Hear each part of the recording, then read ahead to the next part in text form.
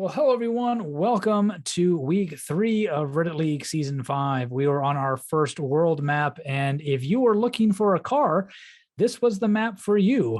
We were not only near Volvo dealerships, but also plenty of others around.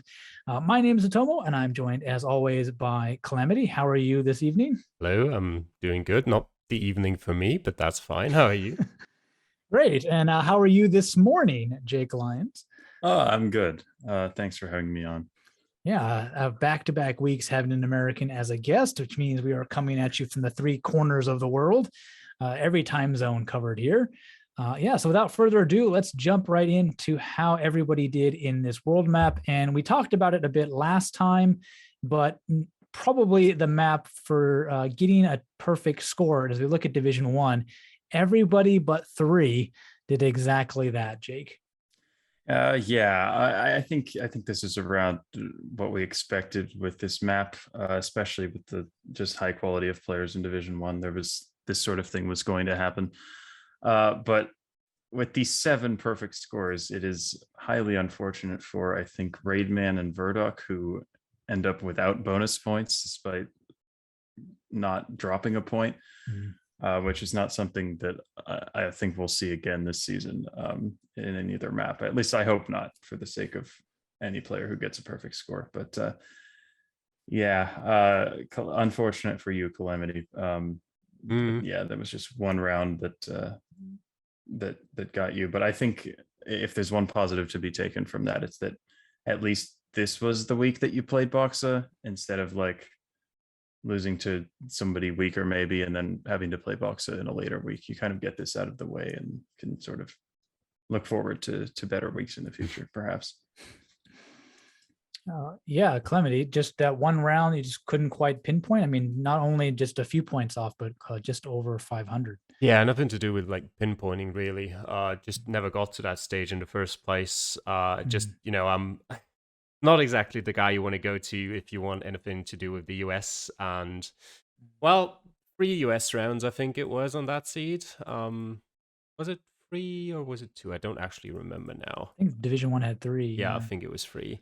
Yeah, one of them was just in Phoenix, Arizona, and I don't know, I walked around for like 2.5 minutes and I could not find anything. Did find like one of those business loops which had the sort of state outline on it, I guess, if you like squish it down to about 50% of its height.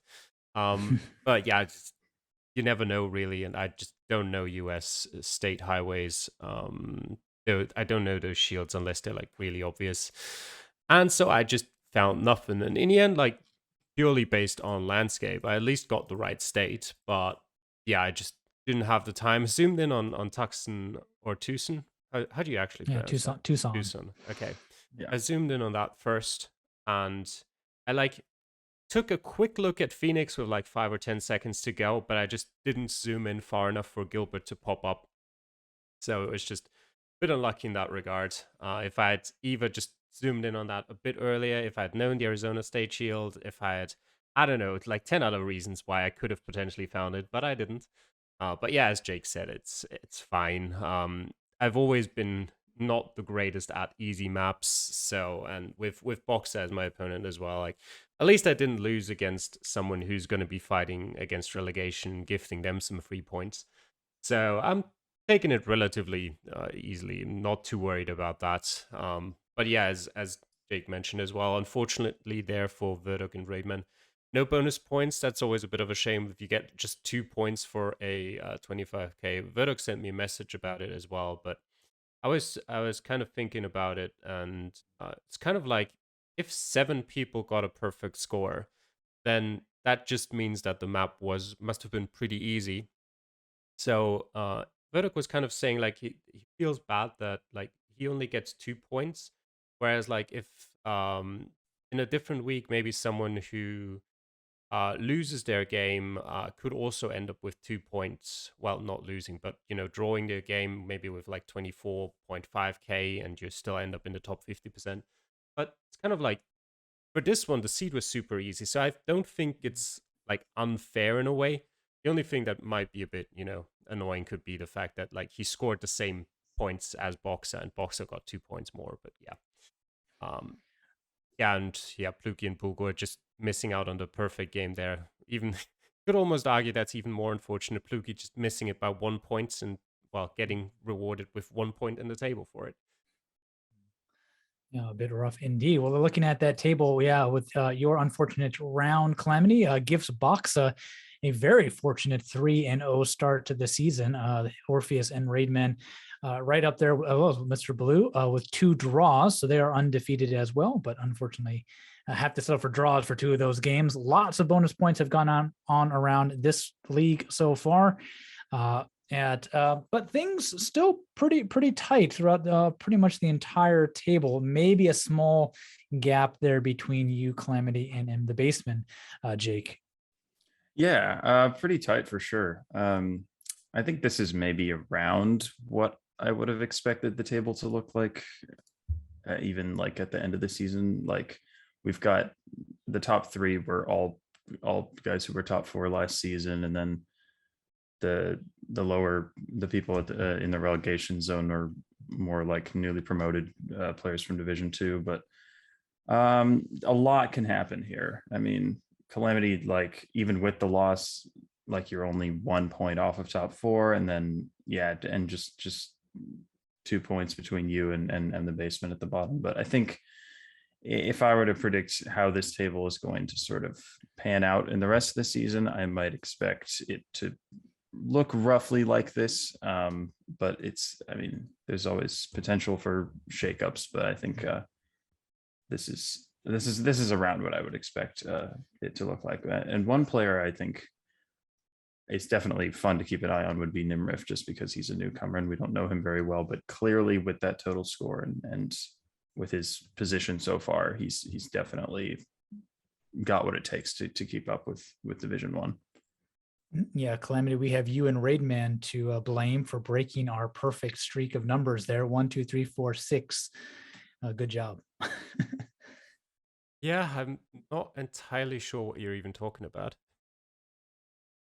Oh, like if you look at it from the bottom, Pluki up, it's right. Sequential numbers 1, 2, 3, 4, and then we get to you and it's 6, and then we get 7, 8, and then another 8. Well, it's just like it wouldn't work anyway because Boxer has 11, so clearly he's the one to blame. But yeah, I think looking at this table, the only thing that I would say is like clear at this moment almost already is that Boxer is going to end up in the playoffs again. I mean, he's 5 points ahead of 5th place just after 3 games, and he's probably not the person you expect to be dropping points left and right once we're getting later on into the season.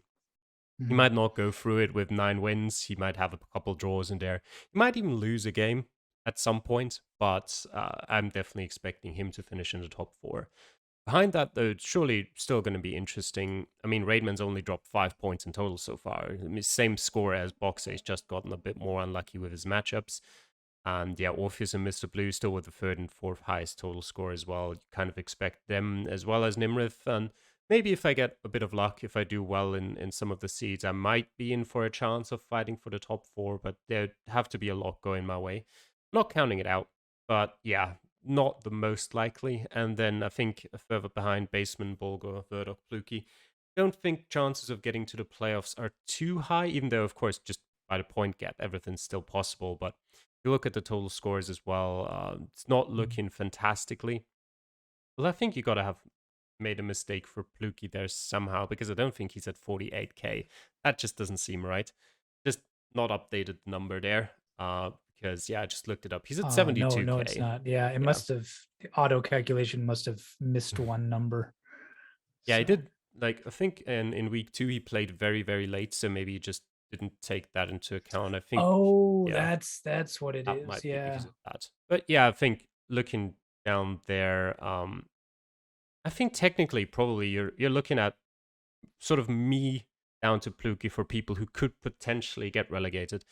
But yeah, we've still got a lot of games to go, like we're 1/3 of the way into the season. So yeah, nothing's set in stone yet.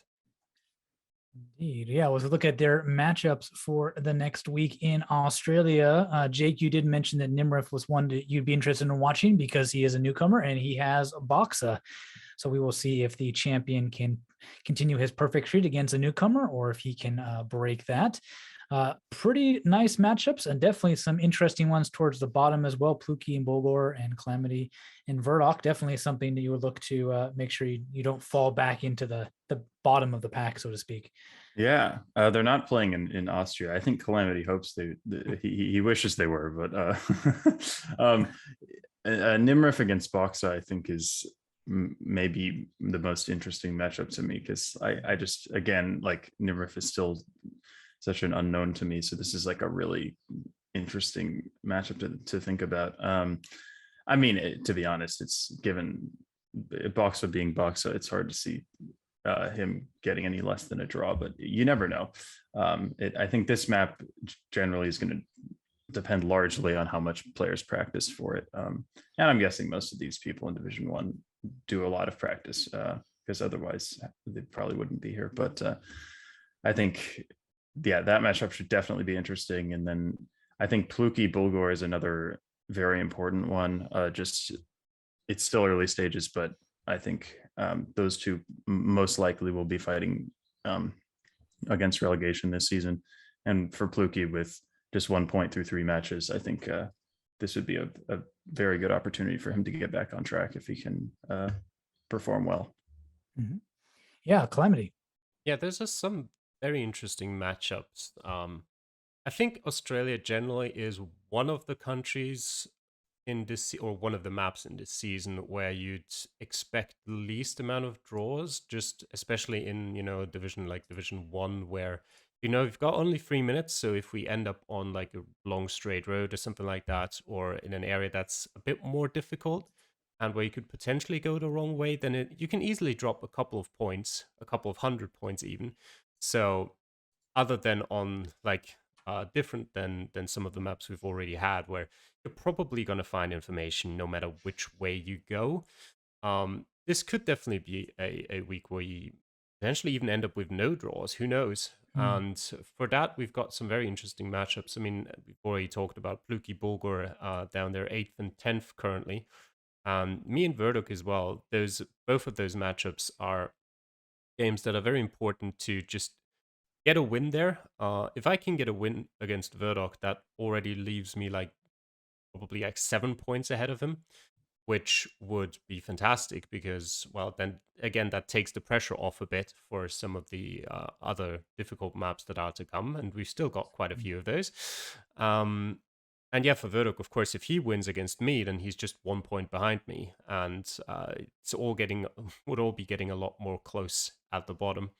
I think Baseman also can go into this one pretty like relaxed. I mean, against Raidman, you're probably not expecting too many points, but if he can just get a decent game going and maybe pick up a bonus point, I'm sure he'd be pretty happy about that. Yeah, Orpheus, Mr. Blue as well, a very important match if we're looking at the playoff spots. I mean, probably those two as well as Nimrif, and as I said, maybe if some of us 5 down there at the bottom get a really lucky streak going, or just do very well in the rest of the season. But I think that's going to be the duel for those 2 spots that are left besides Raidman and Boxer in the playoffs. And once you make it there, anything can happen. I mean, semifinal is still just going to be 1 game on a world map. So if you pull off something great there, even the likes of Raidman and Boxer are beatable. So very important match there. And yeah, Nimrif, of course, any game against Boxer this season is going to be a game like where if you can pick up any points, you're going to be happy.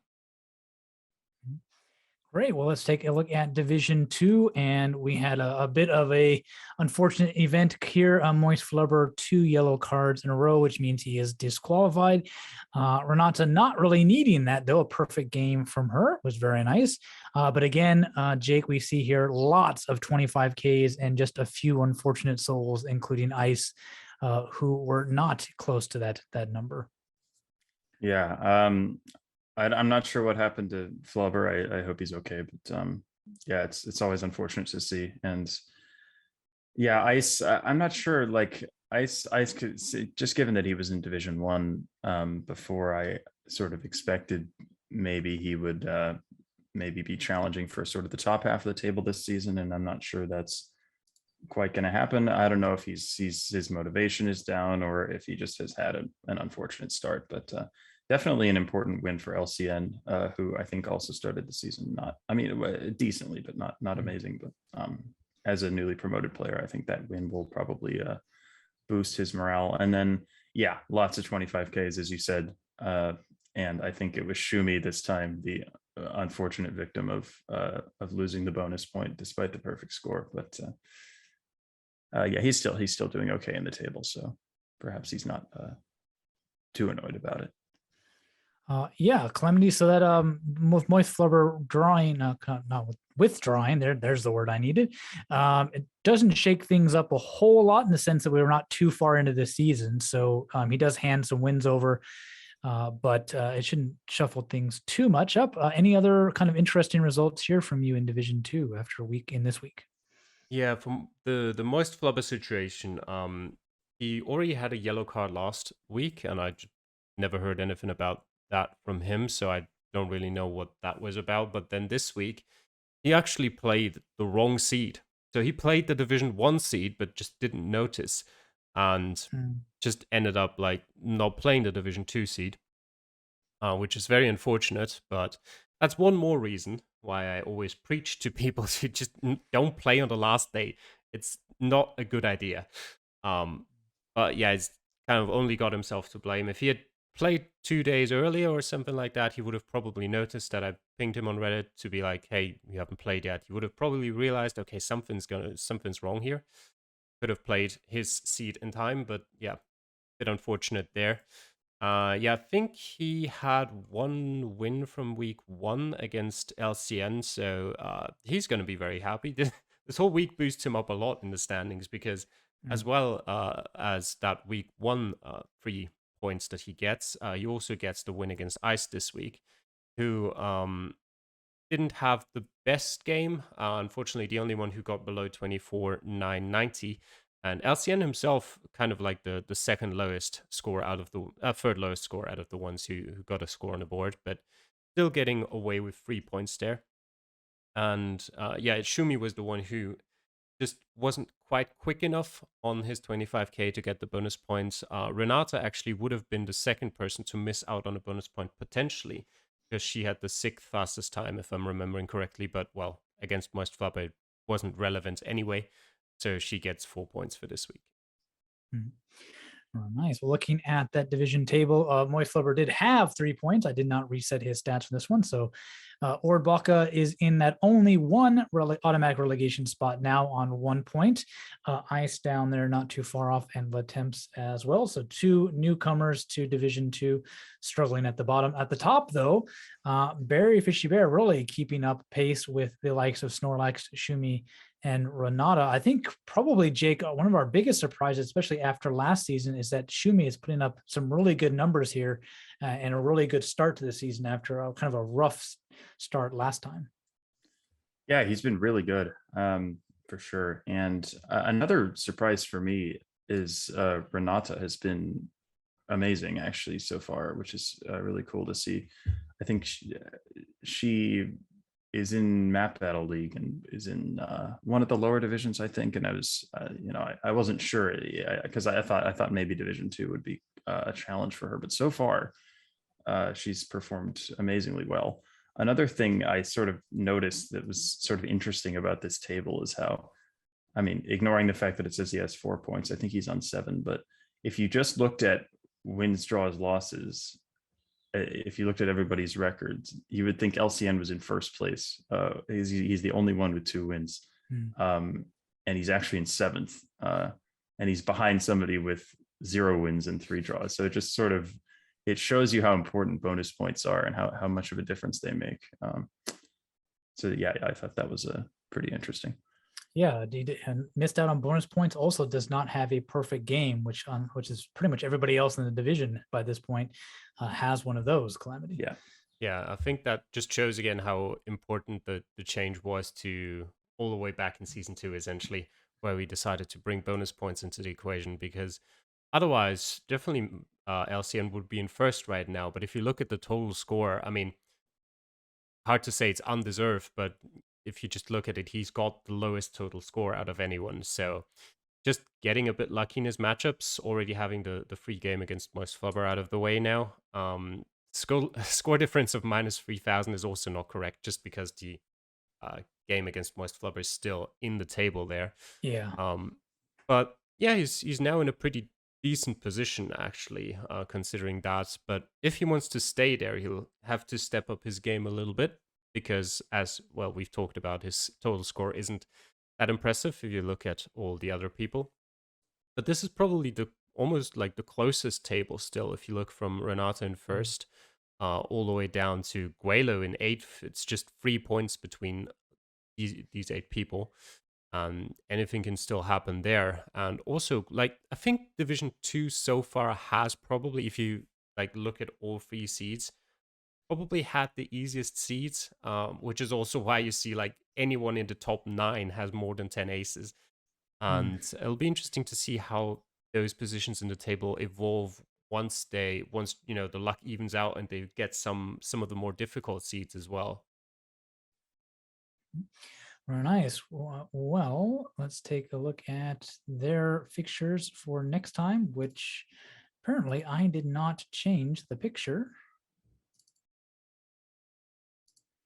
There we go. So yeah, looking at their fixtures in Australia, Orboca will benefit from Moist Flubber dropping out. So not a bad country to get your free one on at all, Jake. Not at all. And I think that might serve as sort of a morale boost for him, currently sitting in that last place spot. So I think he'll be happy to get that win, and probably also happy that he doesn't have to practice Australia. I wouldn't mind if that was me in that position, but oh well. I needed an excuse to get better at it anyway.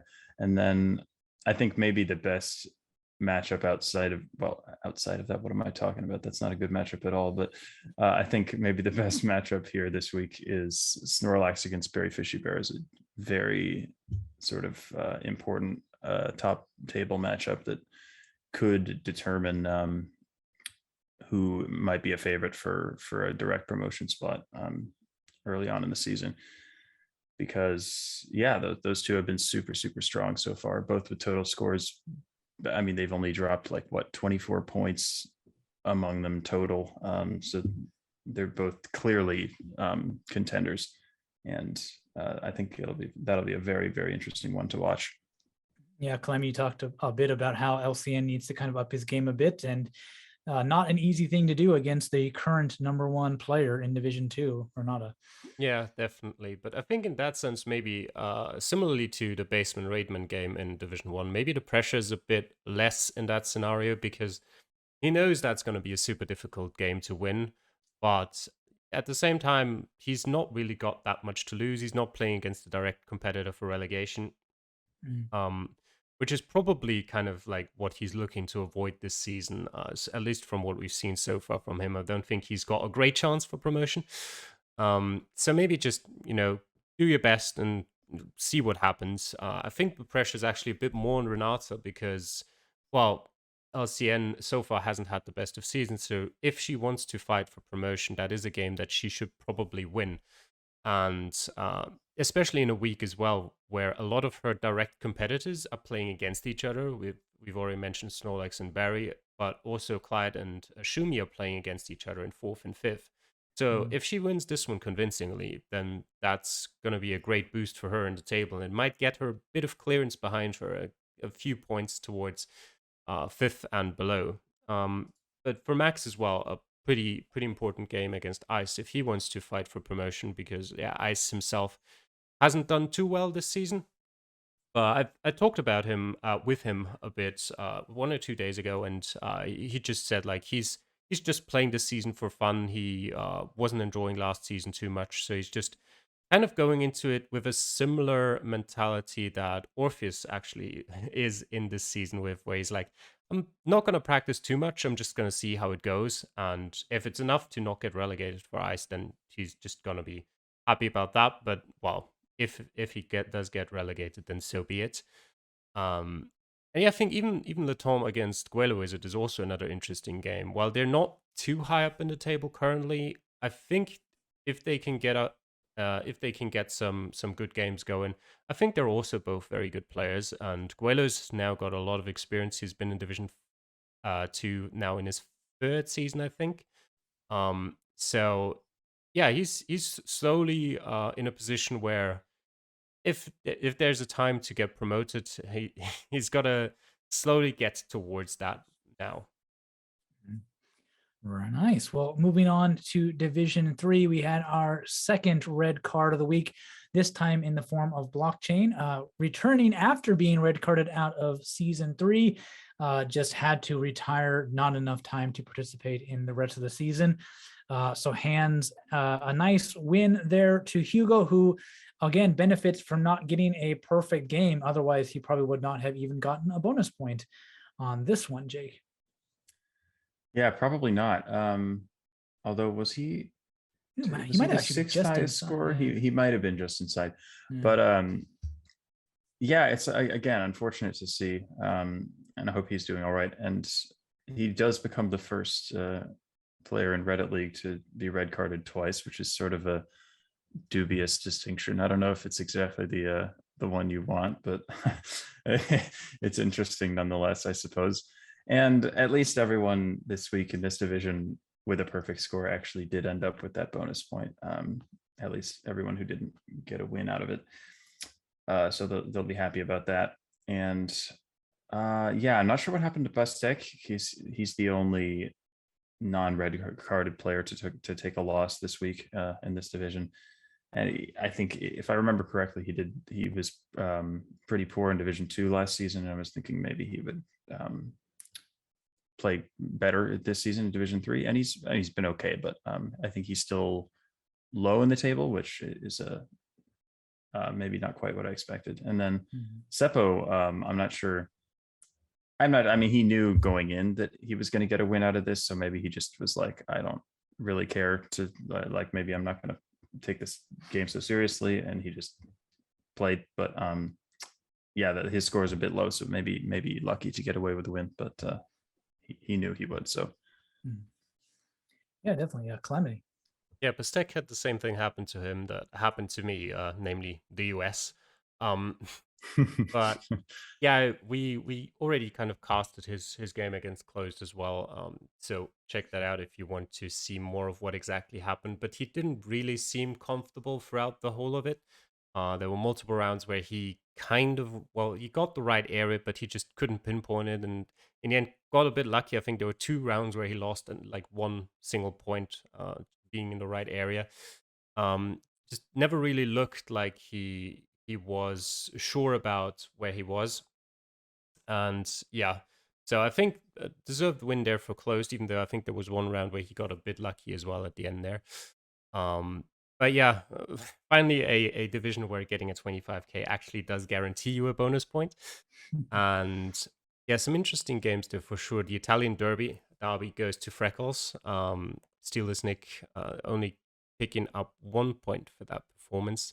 And yeah, with Blockchain, he just sent me a message on Reddit and he was like, sorry, I'd have to drop out or something like that. And I wrote him a message back and I was like, hey, if it's like private or anything, you don't have to like be specific, but you know, why? And he just hasn't replied. So I don't know what's happened to him. He at least like messaged me, so probably nothing too bad, but maybe he's just too busy to take part, or something in his surroundings happened. I don't want to speculate about it, but yeah. As Jake said, he does go into the history books as the first person to get red carded twice. Maybe he'll come back in season 7 and boost that record up another red card, but we'll see. I think also some very important 25Ks there for W2F and Bootbot were kind of like people I would suspect also sort of being around that promotion fight. Maybe not necessarily in that first or second place, but fighting for third and fourth. Maybe if some of the others drop some points, then they'll be in for the direct promotion fight as well. But so for those two, definitely some important games there. If they had, just lost 1 point, you're probably looking at 1 or even 2 points less in the table, and that could have had some bad consequences. But good job by them. All right, nice. We'll take a look at this table. And again, with that withdrawal, the numbers are a little bit askewed. I think the only one that is really off here is it Steal This Nick's points are not quite right. for him. Everybody else is about where they should be for things. The order at least is the right order. So 3 perfect games for Amand, not a very good start, but 2 for Closed and Bubat. So wonderful starts from them. Closed, another one who had a rough start to last season, but is doing very well in this one, Jake. Yeah. It's good to see from him, and yeah, all those players I definitely expect to continue challenging for promotion. They're all very, very strong. And yeah, honestly, if you had asked me like before the season, like what players do you expect, like if you were to pick a player to start the season with 3 perfect games, who would it be? And I would have said like Boxer or Raidman, and then after that I would have said Ahmal. Like he is very good. I mean I had to deal with him for a whole season in Map Battle League, and he is really strong. Like he gets perfect games a lot. He's like very, very good at pinpointing, just a super strong all around player. So honestly, it's still a surprise that he hasn't dropped a point, but like it's not as much of a surprise as you might think for me. He's that good. And otherwise, yeah, still, I mean, pretty strong start, all things considered, from Steal This Nick, because I thought he might struggle this season in Division 3, just because he sort of kind of barely scraped promotion last season, and he was, I think, thinking himself that he might be in for a tough one. But so far, he's been pretty solid. I don't actually. You said his points maybe weren't correct. I don't actually know how many he's supposed to have. He's But on 6. Yeah, he's supposed to have 6. 1 more. Okay. So yeah, I think he's probably happy with that start for sure. Yeah, definitely. Yeah, and with 2 red cards in this division, survivors of last season, Seppo and Hugo, probably are very happy about that. It means the only way to get relegated is to lose a relegation playoff match. Calamity. Yeah, they're definitely they've got a bit more room now to work with. It's always a bit unfortunate like this, because now there's not too much to play for anymore, and you just have to do like sort of okay, and you'll end up in 8th maybe, and you'll be fine. Especially, which I think is especially unfortunate. I mean, they might think about it a bit differently, but for the people who like mentally are not looking to fight for promotion anyway, because I mean, the likes of Pastek, Seppo, Hugo, probably just because of his time constraints, they're now in a position where it almost doesn't matter what they do. Like, if they get a good season out, then they'll be like 7th, 8th probably. And if they have a bad season, it'll still only depend on like 1 game at the end, which is now a best of 3 with this season. So that's a bit more excitement at the end, at least. But yeah, start practicing now. yeah, well, they don't necessarily know what to practice yet. But yeah, Jake talked a bit about Armand, and well, we haven't really had any casts of him so far this season, just because there's not too many people recording in Division 3, and just hasn't worked out yet. I watched his recording of Jordan, and you could kind of tell how he said later on that he practiced Jordan a couple months ago intensively, but he hasn't practiced too much for this week, and he got like a 25k in like 7 or 8 minutes or so, and you could just tell that while he didn't like know everything in terms of like Jordan specific knowledge, he just had some really, really solid geoguessing skills. He just knew where to look, knew how to pinpoint, knew where to find the places he was looking for, and that was just really impressive to see. So yeah, I completely agree with Jake that he's a very, very strong player, and he's definitely one of the favorites to get promoted to Division 3, to Division 2 here. But he's got some difficult competition here. Closed, great job so far. Boopbot has been good as well. Freckles, you can never count Freckles out. WTF still holding up strong with 8 points, not too far behind. So even though we have dropped down to 10 players, there'll be a lot of red card matchups in the future, which that's probably always the most unfortunate part, where you just essentially, if you hadn't played any of the 2 yet, you're just going to have 2 weeks now of the 11 where it's not going to be very interesting to you. You know, we've talked about before about, what countries you might want to get a red card in. I'd prefer my red cards in like maps that I wouldn't want to have practiced anyway, just because like Australia to me is a country that I desperately needed to practice in. I was horrible at Australia, so I needed to become better at it anyway. And Reddit League is just sort of my excuse to actually go look at it and become better at it. So that's not a country I would want to have a red card matchup in. But yeah, it's just a general sense of, maybe some not so interesting matchups in future weeks. But yeah, I think there's still a lot of interesting talking points in Division 3, and especially the fight for promotion is still very, very close. Indeed. Well, moving over to their matchups then in Australia, Bubat and Freckles are the ones that do have the bye week in this one. And Jake, top of the table matchup here in Armand and Closed. That should definitely be one to watch. Yeah, that's a big one for sure. Hard to predict how that one's going to go. Again, it might depend on how much each of them is practiced for Australia, but yeah, that's going to be a super intense matchup that might, yeah, if somebody comes out with a win there, I think they can feel very good about their chances of promotion.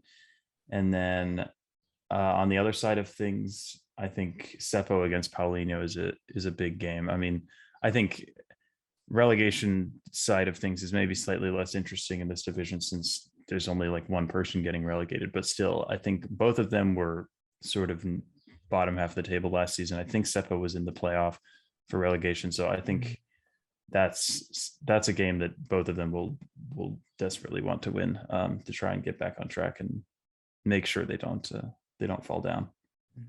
Anything for you here, Calamity? Yeah, obviously, as we've already said, Armand against Closed is a very interesting and important game to look at. But I also think Steal the Snick against Hugo could be pretty interesting because, as we've seen on the table, they're currently 6th and 7th, relatively close together.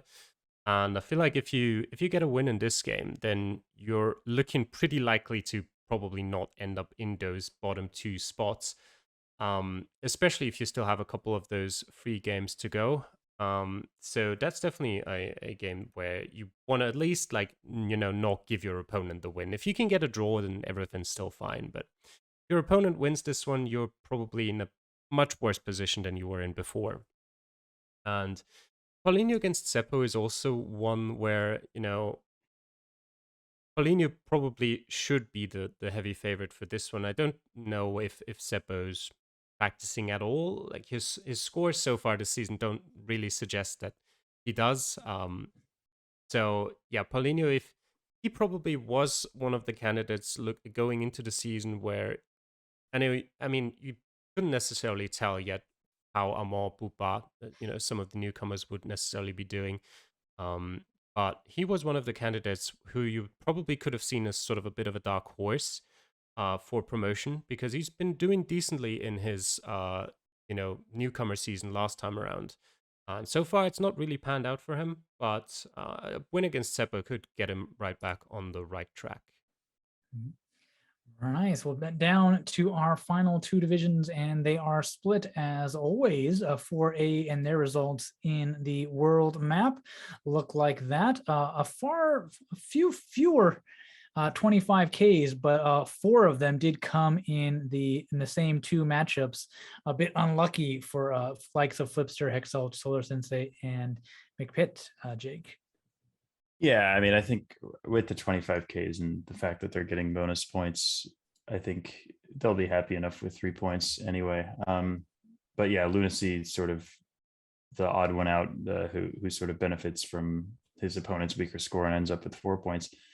So I'm sure he wouldn't complain about that. And then another one, Soviet Spy again, and Wakelock. I'm not quite sure. I didn't check like what round they tripped up on, but or rounds, but it's unfortunate for them to to be below that sort of draw threshold.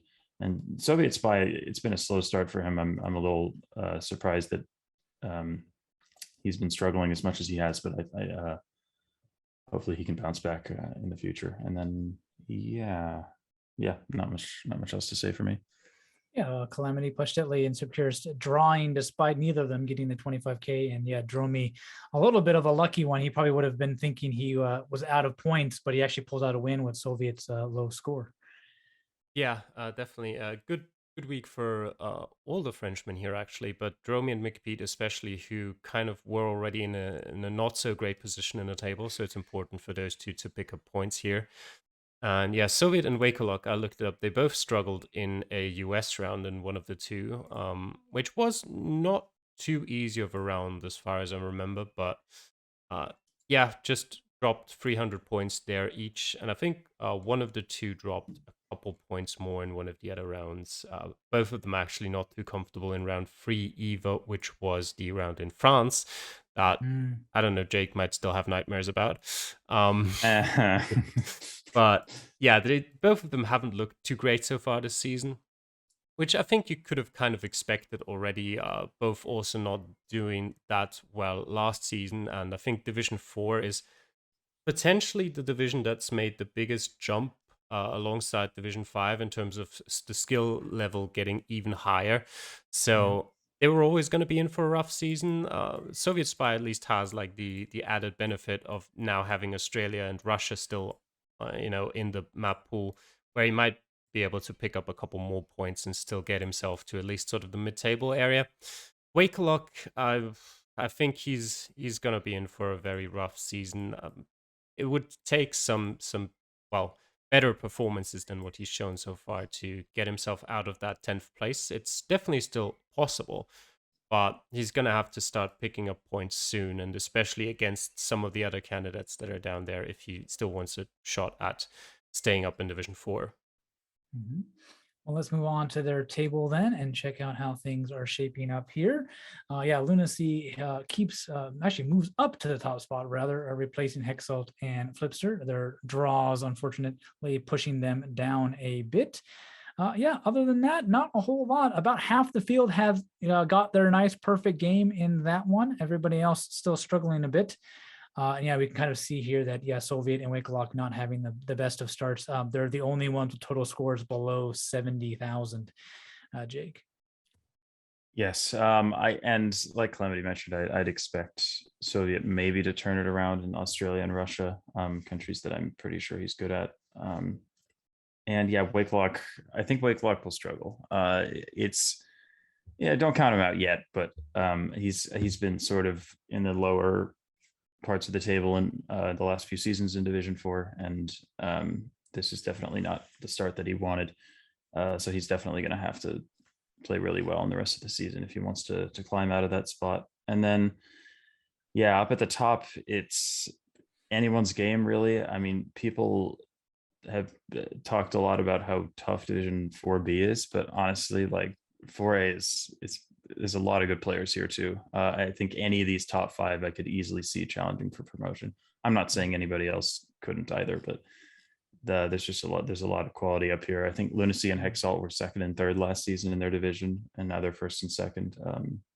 Now that the player above them is no longer in the division, so yeah, definitely players I expect to stay up there, and should be a really interesting race up at the top for that promotion. Yeah.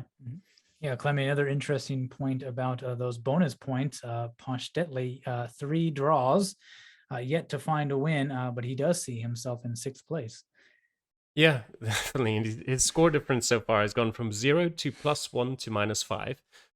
He's not moved around a lot, done a lot of drawing. But if you just look at his total score, he's had some very good games as well. And, with some other opponents, he could easily have been up there in the promotion spots as well. So he's also someone you definitely can't count out this season. But yeah, I think for me, probably top 6 even. I mean, for Ponchtetley, I'm still sort of at the stage where I'm not sure if he can keep this up through the whole season, and maybe the seeds so far also weren't the most difficult, and that's why we have so many people like above 74k, and like 5 of them barely dropping more than like 22 points per Ponchtetley, who's like the 5th lowest total score, 5th highest total score. And yeah, I think top 6 are who you'll be seeing fighting for the promotion spots, and then the others, the 4 down there, McPete, Dromi, Soviet, and Wakelok, are probably who will be fighting to stay out of those relegation spots. Very nice. Well, if it's a week for anybody to turn it around, it is Soviet. He is on home turf in Australia here, up against McPett, another bottom of the table member for this one. And we do have that top of the table matchup again. Always love to see those. Lunacy taking on Hexalt, Jake. Yep, definitely a match to watch out for. And then yeah, as you said, Soviet at home. I'd expect him to win this. I mean, I don't know, but he is of course Australian, and he's playing one of the weaker players so far in the division. So I definitely expect him to bounce back here. And then Flipster against Seb is interesting to me. The German derby. Both of them super strong total scores so far. Seb went what 9-0 I think last season in Division 5. So definitely proved that he is worthy of Division 4. And if he could pick up a win here, that he could even challenge for promotion to Division 3. And then yeah, Lunacy against Hexalt is of course a great game as well. And yeah, could determine who might be challenging for that number 1 spot. Definitely. Yeah, and kind of towards that middle of the table, Peshtetli has to try to maybe get some kind of a win out of Solar Sensei, but might not be the easiest thing either. Calamity? I think it'd be more interesting if it just stays around 0 score difference for the rest of the season. But yeah, I think draws every single week. Yeah, it would be fun to see. Maybe not so fun for him. But yeah, this week's very interesting in Division 4A because yeah, we've got sort of like the top 6 playing against each other and the bottom 4 playing against each other. I actually just tried to get like a little sneak peek into the Australian map to see if either Soviet or McPete had already played, and I like looked over on my other screen and I saw like McPete 25k, and I was like, oof. And then I realized I actually clicked on the wrong map. I clicked on the Volvo dealership map from last week. So I was like, okay, neither of them has played yet. And yeah, that's definitely an important game for Soviet. He needs to be winning this one. Otherwise, it's probably looking pretty bad for him already, because then that would mean he'd be at least probably like 3 to 4 points behind McPete, who would then probably be in 7th. I mean, maybe some of the people up there, maybe Peshtetli would, not win and only be on 5, but it would already create a pretty big gap between the bottom 3 potentially and anyone above that. So it's definitely a must-win game for him, or at least must draw with a high score game. You can never really influence how your opponent's going to play. And yeah, the other match is super interesting as well. Of course, Lunacy Hexalt flips to Sepp Kirst. Jake already mentioned those. Peshtetli Solar Sensei, of course, as well. And I don't know what I think, actually. I've lost track of what I was going to say. It's fine. Well, then let's move to the other side of Division 4, Division 4B, and look at their results. Not as many 25Ks in this lot, but still 3 of the 5 matchups were draws, Jake, including yours, both of you dropping just a few points there between you and Pork Steaks. Yeah, I think I've got to be I have to feel pretty fortunate that there weren't as many 25Ks, just because that allowed me to still pick up a bonus point despite the missed point, because I think in 4A there were 5 perfect scores, so that would have disqualified me if I was over there. So definitely fortunate there. But yeah, lots of draws regardless. Not quite sure what happened to Trebliha, but I think Lub and Greb will be very happy to pick up a win there. And then Diesel, like with the score that against most people would have ended up in a loss, he ends up with a win anyway, because Hedekme missed the round in France of all places. And I mean, I don't blame him. I also missed the round in France, but I was pretty mad at myself for dropping a point, and he dropped over 200. So I can only imagine how he felt about it. So that sort of puts it into perspective, and I definitely don't feel quite as bad about it. Yeah, looking at how tough it was for other people, because I thought it was me just choking an easy round, but it really wasn't all that easy in the end. Yeah, I think I was across town, so I figured out the town, but didn't have quite enough time to actually figure out what highway I was on. Yeah, I think I was the one out of luck here, Calamity, just on the wrong side of that bonus point. Yeah, but at least you picked up 1 point. So you're not I going to got a end. draw out of there. You're not going to end the season without any points. Um, yeah, Triple had a just didn't really get anywhere in the Japan round and just a bit Mhm. lost there and ended up losing all of her points in that specific round, which is a bit unfortunate because there's definitely like a lot of people dropped a couple points in that, but I think she was one of the only ones who dropped you know enough points so that she like wasn't in the right city. Um, Apart from that, yeah, Carp Nakiro definitely. I mean, Carp has already had a pretty good start to the season anyway, but Mhm. Nakiro, I feel like, needed that 25k to sort of get him back up there as well. Yeah, Diesel's just got plot armor apparently this season.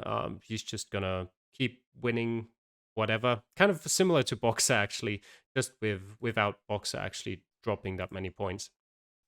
Yeah, and heading me a bit unfortunate for him, especially as Jake said, with France being the one round that got him that loss. And yeah, he's still in a decent position in the table that we'll see in a bit, but that could have been his chance to really manifest himself as a promotion candidate right there. Yeah, we talked about how close these two parts of Division 4 can be. And my three opponents in the first 3 weeks dropped a total of 4 points against me. So not a whole lot of room to get any points to begin with. And I haven't really made the most of it, but I do finally get my first point in the world map. Well, the table looks like this. Yeah, Diesel with his good old plot armor is the second player we've seen today. Another German who is still undefeated after 3 weeks, sits there nice on top. Carp, with his two perfect games, sees himself in second, and Hermione in a nice third. So I have now played the top three people in our division. So hopefully it gets easier from here on out. Jake, you're sitting down there in sixth, a nice 1-1-1, well-rounded win, draw, loss ratio there. Yeah, I mean, I can't be too annoyed with where I am so far, but I think you could make an argument that I should have gotten at least one more point in each of my first three games. So there were definitely opportunities that I've missed so far, and it's just this division isn't going to forgive. I mean, Diesel is already looking like almost. I mean, I'm not uncatchable, but he's looking very scary with 11 points already. It's such a big gap already between me and the top, and it's like, wow, I'm gonna have trouble. I need to eliminate those mistakes if I want to have any chance of getting into that top three, because it's going to be really, really tough. And then another interesting thing at Treblyha, like, despite the tough start, like, definitely don't count her out, especially if you look at aces. She's got 4 aces than either of the two players above her, and a really solid total score, honestly, as well. So I think I would almost expect her to get to climb out of that relegation zone and possibly at least make it to like mid-table, because I think she definitely has the quality to do that, and it's maybe just been a little bit unlucky so far with a few of the rounds that she's played.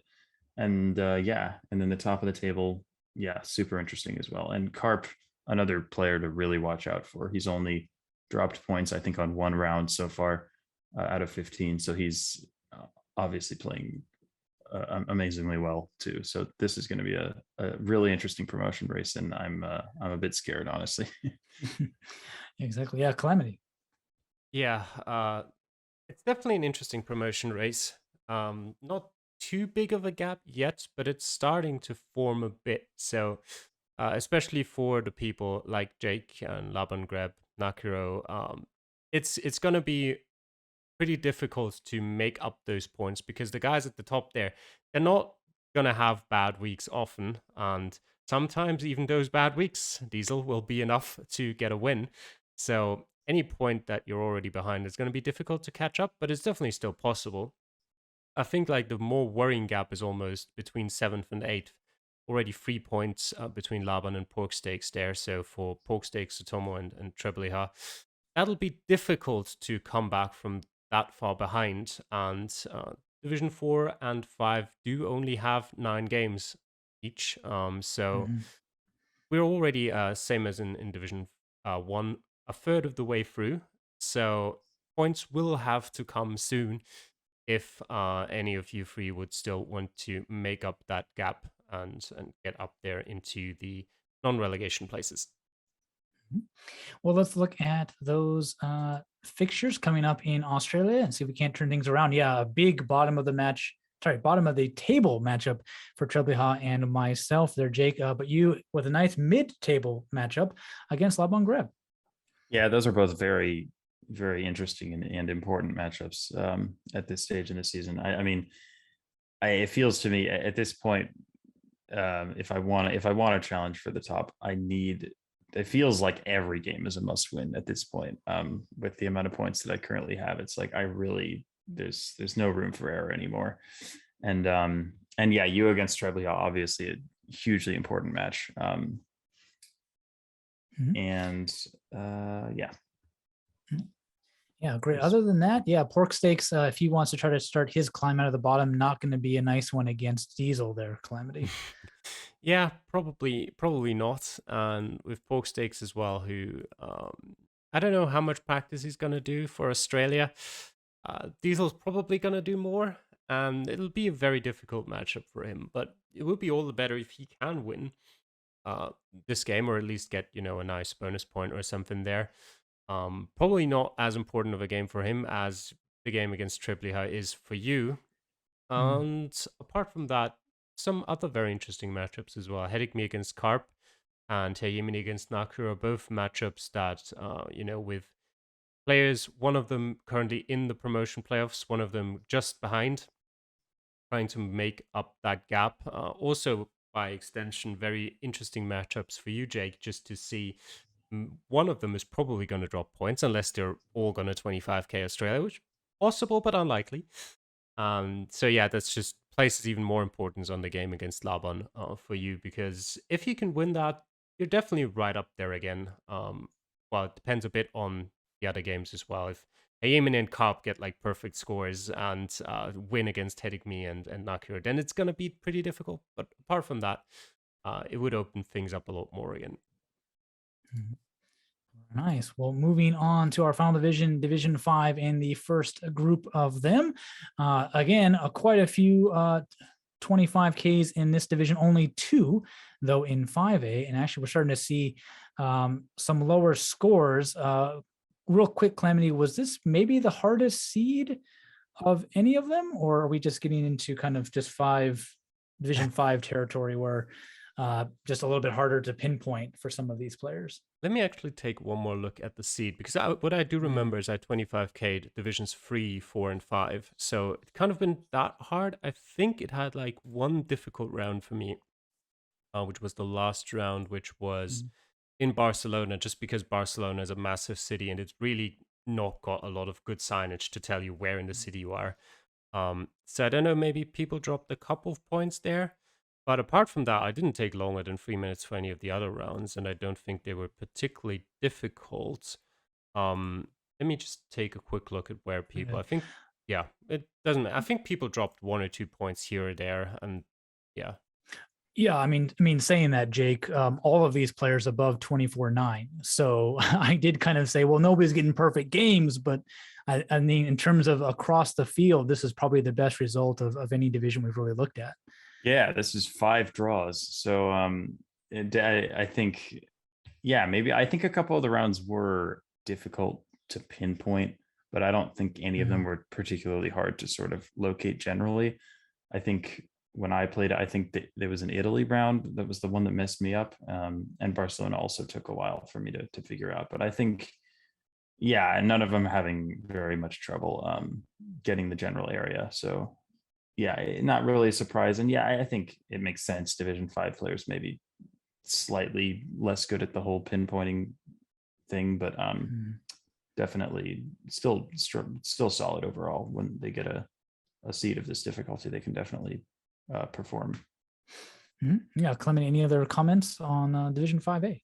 Yeah, I was just scrolling through a bit through the results, just trying to see where people made mistakes. I noticed like mainly coming from rounds 2, 3, and 5. We've already talked about round 5 being in Barcelona.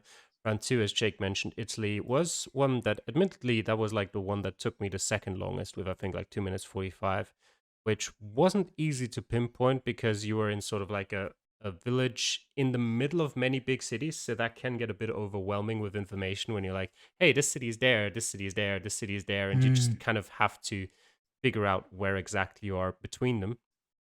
And then round three was actually one that surprised me a bit because that took me like, for 56 seconds, right in Dallas. And there were actually quite a few people who dropped points there too. Clemens was one of them, for example. And a couple others too. Neusel from 5B dropped points. Penguin dropped a point there.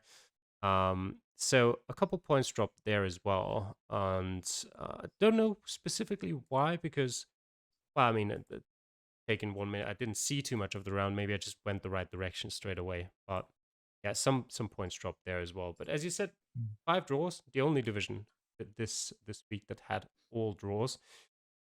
Just 2 perfect scores there. Ollie, which was kind of one way you could say, yeah, could expect that. Bombadil actually getting a perfect score would have been maybe a bit less expected. He hasn't had the best of starts, and even that perfect score doesn't get him too far up the table, but it's definitely much better than his first 2 weeks have been.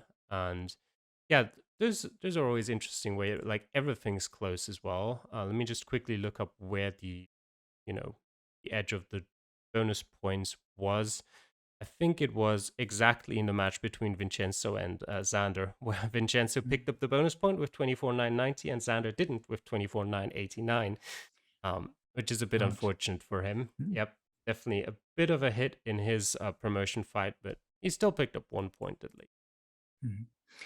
Well, yeah, it didn't hurt him too much. Xander and Artificial do keep their top spots with that perfect game. Ollie jumps up to join them in the top 3.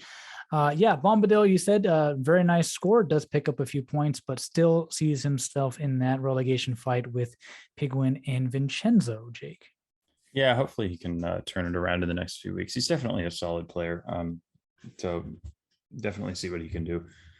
And then, yeah, honestly, the top 3 currently in this division are sort of the 3 that I would expect to be the top 3, not in any particular order, but if you just look at their total score and their aces, it sort of shows that they are maybe like sort of a like above everybody else in terms of quality, or maybe it's just how it's happened to pan out in the first few weeks. But I think Xander's Division 1 and Map Battle League, Ollie is also quite high up.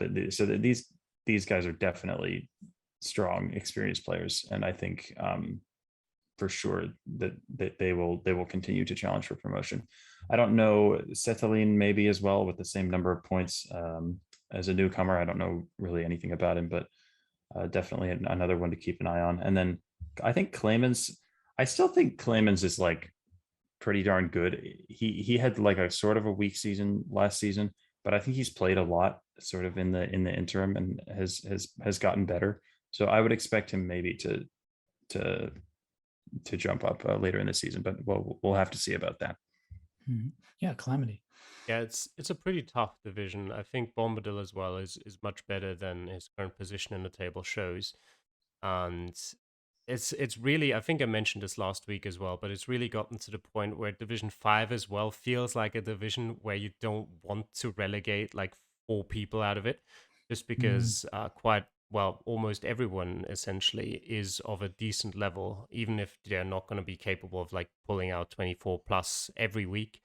But they're good players, and we'll see how the season goes. I think we've pretty much said this from the start, almost like I think almost from the preview show, that Xander, Artificial, Ollie are going to be the people you want to have a look at when you're talking about promotion.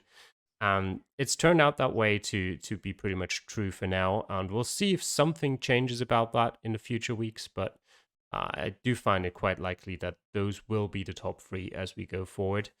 Yeah, behind that, it'll be a pretty tough fight to see who can stay up. Definitely. As we look at their matchups in Australia, those bottom players will have to do a lot of fighting, most of them taking on people much higher up in the table. Vincenzo taking on Ollie, Penguin taking on Artificial there, Jake. Yeah, lots of sort of lopsided matchups this week in terms of the standings. A couple interesting ones to look at. Maybe Clemens against Setolin, I think is pretty interesting.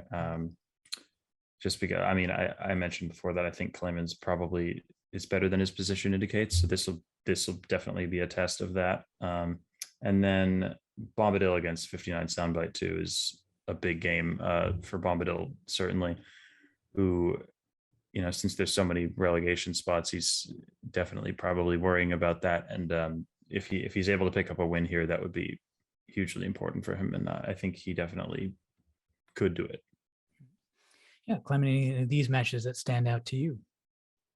Yeah, I think Xander against Yamabi is an interesting one. I'm not sure. I think I've mentioned it like in passing once, but Yamabi is like he's currently in the global leaderboards in the competitive mode. He's ninth, and in this weekend series as well. That's just started.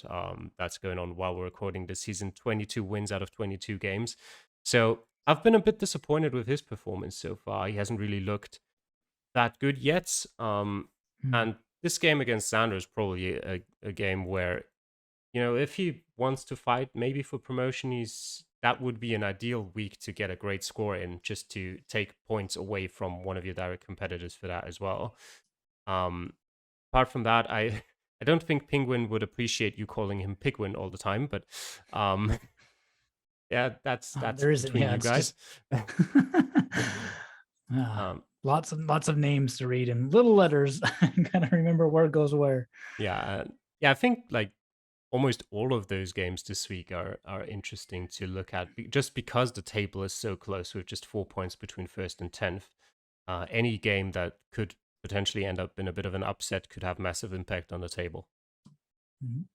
Very nice. Well, moving on to the second part of Division 5, Division 5B, and a few more perfect games in this one. But this time, most of them doing quite well, able to get a win out of it a few times. And Baguette here, the one very lucky to get away with the win, who didn't get a 25K, Jake. Yeah, I think Narayan was yellow carded, if I'm not Yes. mistaken. So yeah, He played that's late. I Yeah. guess that's what happened there. Um, and then yeah, the other win loss game was Danny Blondes against Joguer. I'm not quite sure what happened to Joguer. I didn't check in detail on that, but Danny Blondes definitely will be happy to get a win there. Sort of getting back on track after I think what was a rough week in Jordan for him. And then yeah, 525Ks. So we almost ended up with the situation where somebody was robbed of a bonus point, but we didn't quite have that. And yeah, really just strong performances otherwise across the board from everyone. Yeah, Calamity, our top of the table matchup in Sheldon Wong and our no. Even draw 25K apiece. Yeah, good game from both of them. Good game finally as well from Jack, who got the perfect score off there. Narayan, I don't know what's happening with him. He just didn't play, didn't mention anything. So yeah, I guess we'll see if he's back next week. Yeah, originally had him put as for like the first couple of hours while the sheet was up. At him put as 0, and then I remembered there's actually a specific thing in the rules that says you would get a score difference of like the lowest of any other match in your division, or alternatively minus 5,000. That's like the most, which is sort of there also to prevent that. More less so like for the people who actually gets yellow carded, but more so to not give like an unfair boost to the person who doesn't get yellow carded in that game. Not really a rule that comes into play often, because like with red cards, obviously, the other games, the red carded games already have like that high of a score difference, so it doesn't matter too much. But yeah, apart from that, Biquet will take his free win. 24-9 and 6 wasn't too, I mean, you can already see like at what level we are at in Reddit League when we can say 24-9 and 6 wasn't too impressive of a score. But yeah, he'll take those 3 points. And yeah, Joguer, let me just quickly look up what happened to him if I can find him. He actually just didn't have a good game at all. He dropped points in 4 different rounds actually. He only managed to 5K round 4 and dropped most of his points in round 1 actually, which I think was somewhere in the US too, if I'm not wrong. I think it was in Bethesda outside of Washington. They dropped 100 points. So just not a good week from him. We'll see if he is back next week with a better performance. But yeah, as Jake mentioned already as well, Danny Blonde's good to come back from that poor performance in Jordan with a perfect score there. Nice. Well, yeah, with all those draws, the top 4 do stay the same. And it's kind of the middle and the bottom of the pack that do all the shuffling about. Yeah, Geoguessr, pretty much a veteran of Reddit League as anybody could be called. And yeah, really struggling. Definitely showing you how much the competition level in Division 5 has increased this season, Jake. For sure. Just in general, it's really gone up. There's just a ton of quality these days in Reddit League. It's definitely hard to keep up. And again, sort of like in the last division, if you told me that these were going to be the top 3 at the end of the season, I would believe you. Although I think definitely something's to be said for Donnie Blondes and Jack for sure. I mean, Donnie Blondes, the total score I think is deceiving just because he has 2 perfect scores. He just had an awful week in Jordan, but it clearly shows that he can put in a great performance in any given week. And then Jack, I think I mean, I don't know how much sort of credit should be given to the official world ranking at this stage, but I'm pretty sure Jack is ranked as number 2 in the world in the esports ranking. So clearly, I mean, as an experienced player who's played in a bunch of tournaments, he's definitely has a lot of quality as well, and I think he definitely could challenge for promotion too. So I think those top 5 are definitely sort of in a league of their own, maybe. Yeah. Yeah, I think maybe Jack just kind of getting his feet wet a bit, getting used to the Reddit League format. He does play lots of different kinds of competitions, as you mentioned, but I don't know how many of them are actually 1v1 on this. Yeah, so we had some players not having the best of starts here, like in veterans in terms of Geoguessr, but Danny Blonde's 2 perfect games. A very good start from him, Calamity. Yeah, well, he's kind Except of for Jordan. yeah, that's the problem there with Mm. Jordan. And you can see, like, yeah, he had 2 perfect scores, but he's still only in 4th place at the moment, and 4th place is not good enough to get promoted. And he's been in that sort of position for 2 seasons now, where he's always been like up there, and he's had fantastic weeks, but just not been able to really be consistent with it and actually be in that 1st place position or even fight for it.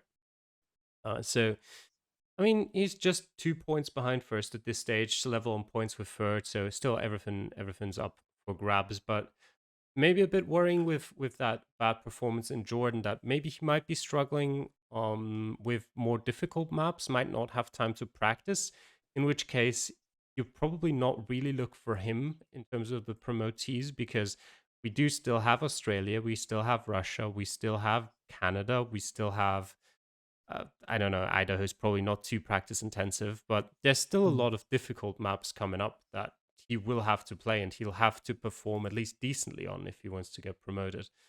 And I was in Toll's stream recently, and Arno mentioned that he went into this competition with the hopes of not getting relegated. So I say, considering that, he's doing pretty well so far, up there in 2nd place at the moment. And I think, like, if you look at it, you're probably expecting the top 5 to be the ones fighting for the promotion spots, not only because of the point situation, but also if you just look at the aces and compare that to the people lower down, combined with the point situation as well. That's probably where you could draw the line between the people fighting for promotion and the people fighting against relegation. Nice. Well, yeah, their matchups in Australia look like that. Sheldon Wong does take on Baguette at the top of the table. If Jack wants to start earning some cred here in Reddit League, he's got to take on our no, Jake. Yeah, I think those have got to be the 2 most interesting matchups for me. Yeah, Sheldon against Biquet is big, and again, it could maybe determine who's fighting for that number 1 spot. And then Jack against no, like, if Jack manages to win that, that sort of blows the whole thing wide open. It just makes everything very, very close at the top. And I think that's Jack could definitely pull off a win. I don't know how good he is with Australia, but yeah, definitely a lot could happen here. And then I think Narayan against Neusel is an interesting one. Hopefully Narayan actually plays this week, but that's definitely another one that could determine the relegation fight a little bit. Both of them definitely in need of some points. Yeah, Calamity, Danny Blonde's up and down season. Hopefully he won't have a big down week in Australia, but Paranoid Android at the bottom of the table will be hoping that he does. Yeah, definitely. That would be some important points, and maybe if it is the case where struggling a bit with the more difficult countries, then maybe it's a bit of a chance for Paranoid there. But even then, it's of course still going to be a difficult game for him, and he has to do well himself first. I also think Geoguessr against Stukmir is going to be a pretty interesting one because both I think have been pretty even so far in terms of what they've shown, and that could be a very important matchup for them going forward in terms of fighting against relegation. And yeah, of course, Sheldon against Biquet is the matchup for the promotion battle here. And yeah, of course as well, Jack. I don't know. We've talked enough about it. Also going to be pretty important. Very nice. Well, looking forward to those matchups. Before we get to our map, we do have the Reddit League next to look at briefly. And of course, on a world map, we saw those scores greatly increase even further, kind of an upward trend, which is always nice to see. Calamity. Yeah, they've done a lot better this week. I kind of expected on a Volvo dealership's map. And actually, interestingly, you've kind of shuffled around the scores a bit. The people who were up until this point at the top, kind of with slightly worse scores, and the people behind coming back a bit, which leads to Chris now taking the lead from Srossel with just 500 points. And behind that, third to fifth, very, very close together. And it's just Anko who's dropping back a bit, timed out on round 5. Very unfortunate for him. That's like, I don't know how close he would have been to the right location, but that's potentially 5,000 points just dropped for just not putting a pin down. Very rough. Well, good luck to all of them in Australia. As we take a look at our map we've got here, it is by /P, over 50,000 locations. It's been played almost 15,000 times. So that average score is not going to get skewed a whole lot. Yeah, Australia, pretty famous for the sake that it's a massive country like the US, pretty diverse in its geography and environments.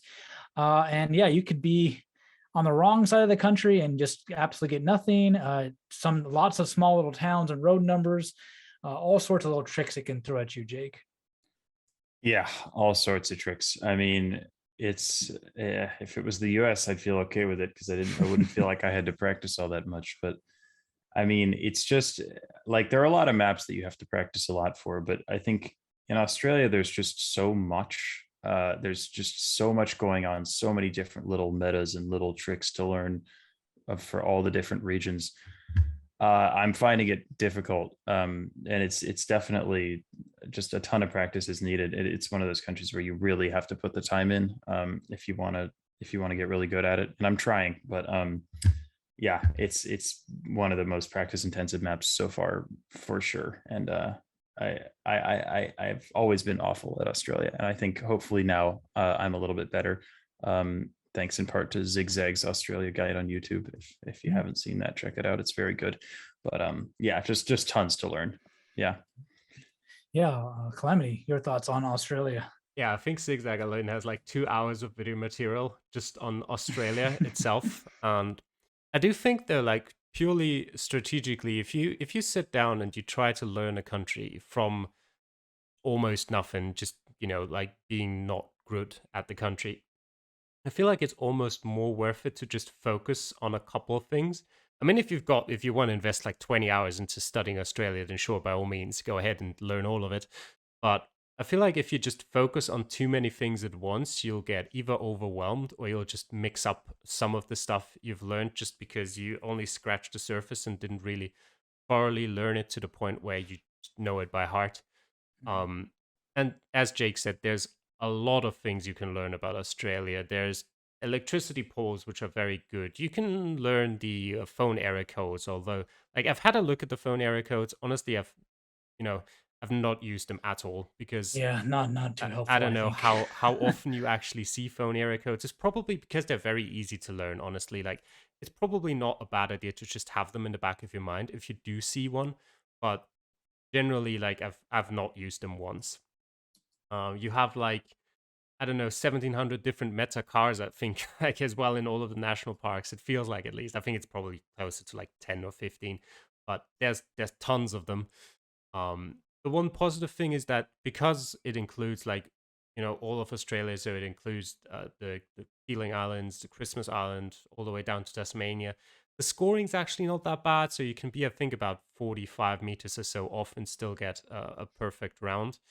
Um, I feel like the most Australia is one of those interesting countries where you could actually get a seed where you don't have to practice at all and you still end up with a decent score. But then again, you could end up with a seed where you're just like, while creating the seeds, you can definitely get seeds where you're like, I don't know where we are, and you're just Yeah. not even gonna get close if you haven't learned anything about the country. And it does get to the point where if you've practiced a lot, you can even landscape wise, because essentially you've got I think three different rounds. I think I talked about this in my video as well, where I played through my seed. You've got kind of like three different rounds. You've got round A, which is you're just in the middle of a city somewhere. Probably, could be downtown, could be a suburb. It all kind of plays similarly. And I think that's like surprisingly, one of the most difficult rounds in Australia as well, because the cities, like, if you're really familiar and the downtown areas aren't too difficult to tell apart, but they're very big, all of them. And they Yeah. have a lot of suburbs where they could just, you could be in Perth, you could be in Sydney, you could be in Melbourne, could be in Adelaide. And that's a massive difference in the terms of points you get if you're in the wrong city. Um, so I think that's really difficult. Type 2 is you're just out on a highway in the middle of nowhere and you've got no information whatsoever, um, which you're probably going to need to learn the landscape. And it is doable to the point where I was just practicing some no moving and I got like really close on highway locations in the middle of nowhere, just looking around at the landscape. But it's also like you've got specific areas where that helps you a lot, like middle of nowhere in like Northern Territory, maybe Western Australia. You can probably tell, but middle of nowhere in Victoria, good luck. Yeah. um, Yeah. so that's like type 2, and type 3 is like the nice round where you're on a highway somewhere, but there's good signs telling you distances to other cities. And those are like the nice rounds. Those are the rounds that you could probably do just fine without too much practice. Or, some of the like mid-sized cities as well, where you're like, okay, you can relatively easily find mentions of which city you're in, and then you just find that on a map. Those aren't too bad. Mm. But yeah, you can definitely get a difficult seed if you haven't practiced. I'm actually looking forward to see if we get any sort of scores below like 15K or something like that, from people who just, I don't know, weren't prepared for the seeds. Yeah, yeah. Yeah, and so yeah, preparing for just about anything it could throw at you is going to be the real trick here. You could have a seed where it doesn't really test you, or you could be tested in all 5 rounds. You never know what Australia has in store. I did look at a few of the seeds before we got online here today, and I think there's an abnormally low number of people who've already played, and we're about halfway through the week. So I think everybody is practicing a lot, waiting for that last day or two to actually play their official game. So yeah, definitely people are kind of expecting the worst from Australia and gonna give it their all. So we can't wait to get to those scores next week, and we will see you all then. Take care. Bye. Ciao.